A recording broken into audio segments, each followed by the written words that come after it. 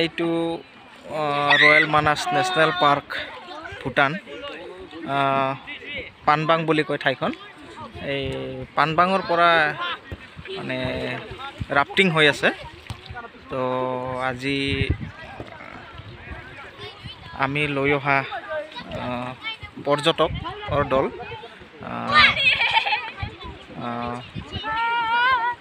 বাচ্চা লৈ 8জন।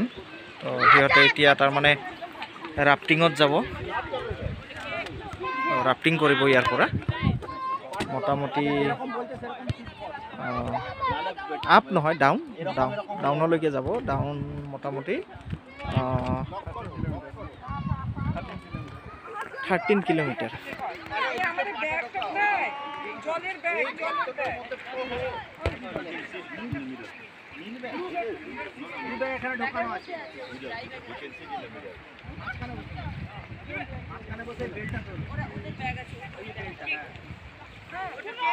এটা হলো royal Manas national park Bhutan. আর প্লেসটা হলো পানবাং প্লেস।